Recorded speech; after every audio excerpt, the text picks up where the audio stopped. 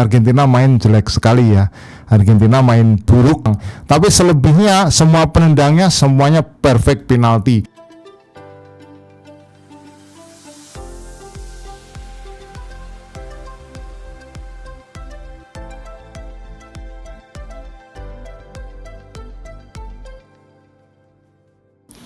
Salam pemirsa, ketemu lagi di Titis Corner. Kita akan bahas partai perempat final Copa America 2024 antara Argentina melawan Ekuador.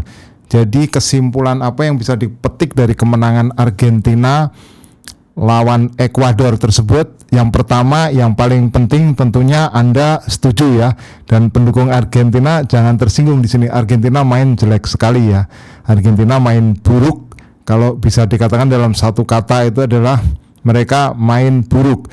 Kenapa atau apa alasannya dan apa yang mendasari bahwa Argentina main buruk?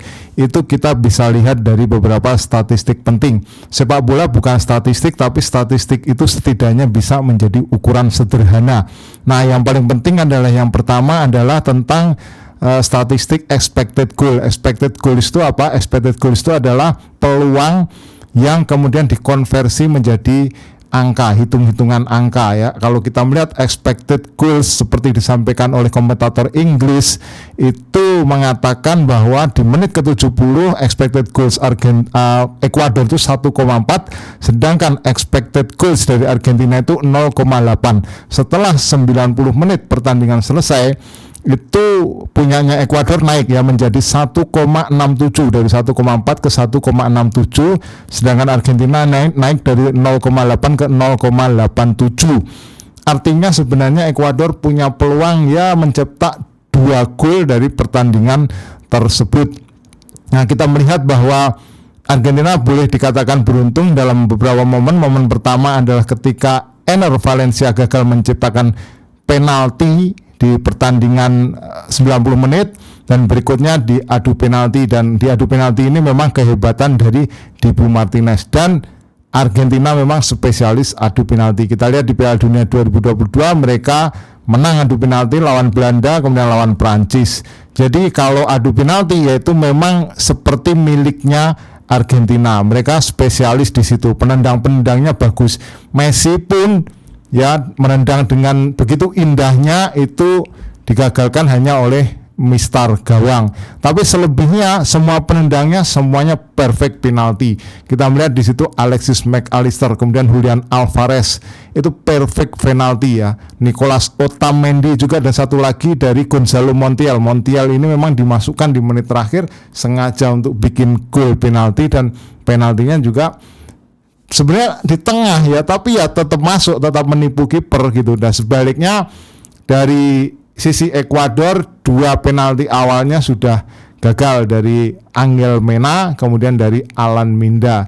Alan Minda ini pemain dari Angel Mena itu pemain dari Leon. Leon itu klub di Meksiko, sementara Angel Minda ini adalah pemain dari Cercle Brugge di Belgia. Nah, sementara yang masuk adalah penalti dari John Yeboah dan juga Jordi Caicedo. Penalti Jordi Caicedo masuk bagus, tapi sayang sekali dia harus mengutuk momen di menit 96 karena dia punya peluang seharusnya untuk menciptakan gol lewat sundulan kepala, yang kalau itu gol tamatlah riwayat dari Argentina. Jadi memang kalau kita melihat di akhir pertandingan, Jordi Caicedo ini pemain dari Atlas Guadalajara di Meksiko ini menangis, menyesal. Nah, seperti saya bilang dalam preview, bahwa Ekuador ini tim yang tidak bisa diremehkan. Ya, mereka punya Jeremy Sarmiento Brighton ya, yang dipinjamkan ke Ipswich Town. Kemudian mereka punya Kendry Páez Independiente del Valle, Huito. Ini klubnya, tapi sudah dibeli oleh Chelsea, pemain mutiara Ekuador 17 tahun usianya. Moises Caicedo, pemain Chelsea. Kemudian Angelo Preciado, ini juga pemain yang merumput di Eropa bersama Sparta Praha. Back tengah mereka itu juga solid banget ya. Felix Torres ini pemain dari Corinthians. Kemudian satu lagi adalah William Pancho, ini adalah pemain dari Frankfurt. back kirinya luar biasa, dia bermain sangat bagus ya back kirinya ya, Piero Hincapié Bayer Leverkusen, dan Hincapié dan Sarmiento ini dua pemain yang betul-betul memporak-porandakan lini kanan dari pertahanan Argentina. Itu kalau kita melihat di depan ya, Ekuador ini kekuatannya memang bagus banget ya. Caicedo, Kendry Páez, kemudian Sarmiento, Enner Valencia. Enner Valencia itu sekarang dia main di Brasil di internasional, tapi sebelumnya Anda pasti ingat ya, dia pernah di West Ham, pernah di Everton juga, dipinjamkan waktu itu, kemudian pernah di Fenerbahce juga di Turki. Jadi dia punya pengalaman di Eropa juga sebenarnya pemain ini. Jadi saya sudah bilang bahwa Argentina nggak akan menang mudah, karena Ekuador ini tim yang nggak bisa diremehkan begitu saja, tim yang nggak bisa dipandang sederhana, dan statistik sudah membuktikan ya. Kalau kita melihat kekuatan Ekuador itu apa? Kekuatannya ada pada power dan fisiknya. Jadi power dan fisiknya itu yang membuat mereka unggul dari Argentina. Penguasaan bola mereka kalahnya tapi tipis sekali ya, 51% dibanding 49%. Tetapi dari sisi duel, perebutan bola itu mereka unggul. Mereka unggul ya 54 dibandingkan 45%. Kemudian dari sisi aerial duel bola-bola udara, mereka juga unggul jauh, 56% dibanding 43%. Dari sisi dribble itu juga mereka unggul, 16 dibandingkan 2. Jadi di sini kelihatan banget bahwa meskipun Argentina ini punya ciri khas, dia harus bisa outnumber lawan, overload lawan di sepertiga terakhir, tetapi nggak ada pemain yang berani melakukan dribbling, terutama dalam situasi one on one. Jadi statistik dribblenya kalah jauh, 16 dibanding 2. Beda banget dengan Ekuador. Ekuador ini pemainnya ya individualnya, tekniknya bagus ya, berani ya. Sarmiento, Kendry Páez, kemudian Moises Caicedo, dribblingnya bagus sekali. Corner juga Ekuador unggul 5 dibandingkan 2. Tapi kalau dari sisi passing, memang Argentina unggul ya, 334 dibanding 311 passing. Ya karena memang itu ciri khas permainan dari Argentina, passing. Tapi kan passing itu kan bukan ukuran mutlak. Karena passing di bawah, di pertahanan, passing horizontal itu kan nggak berarti ya, nggak berarti banyak gitu. Dan Argentina seringkali melakukan passing-passing di sepertiga wilayah pertahanan sendiri.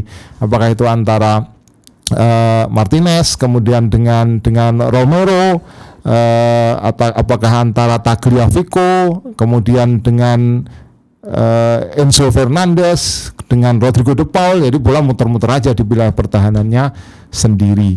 Jadi itu ya catatannya ya. Argentina menang dramatis. Faktor Dibu sebagai hero, ini memang spesialis penalti ya, Dibu ini, Giant Dibu ya julukannya, Dibu atau Martinez si raksasa. Martinez si raksasa kan dia badannya gede banget gitu kan, dan gerakannya, instingnya juga bagus, refleksnya juga bagus. Jadi soal penalti memang dia brilian. Dia bisa tebak arah bola dengan bagus. Dia master penalti ya, brilian memang. Itu kehebatan Argentina di situ. Selebihnya koordinasi antar lini mati. Messi begitu dipaksakan untuk main 90 menit padahal dia tidak dalam kondisi 100% sebenarnya karena cedera hamstring ya. Memang dia diistirahatkan lawan Peru, tapi kan dia nggak 100%, nggak full kondisinya, nggak betul-betul dalam siap untuk main total gitu. Nah, jadi pertanyaan adalah kenapa Di Maria nggak dipasang? Padahal Di Maria kan speednya itu 1 menit pun dia nggak main. Padahal speednya itu dia bisa mengganggu Hincapié, atau kalau dia dipasang di kiri itu bisa mengganggu Angelo Preciado.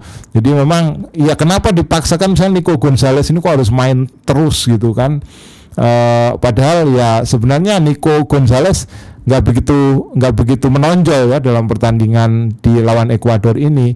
Lini tengah juga mereka kalah. Terus terang lini tengah Argentina kalah dengan Caicedo, dengan Kendry, dengan Sarmiento, dengan Alan Franco. Alan Franco ini pemain Cruzeiro, pemain yang main di Liga Brasil. Carlos Grueso kan duetnya kan Alan Franco kan dengan Carlos Grueso. Carlos Grueso itu San Jose Earthquakes, main di MLS. Ini mereka memang betul-betul ya luar biasa, terutama dalam memotong alur bola dari Argentina untuk menuju ke Lautaro Martinez dan ke Messi. Ini betul-betul bagus sekali.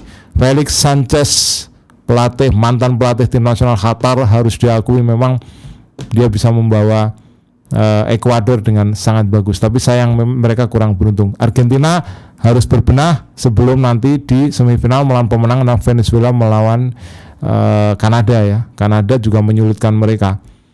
Sebenarnya kalau kita melihat Messi dalam kondisi full, kemudian Di Maria juga bermain dalam kondisi yang bagus juga, Argentina bisa mempunyai alternatif, tapi itu tidak tampak dalam pertandingan tadi. Silakan jika Anda punya komentar lain, tulis dalam kolom komentar. Kita ketemu dalam pembahasan berikutnya. Salam.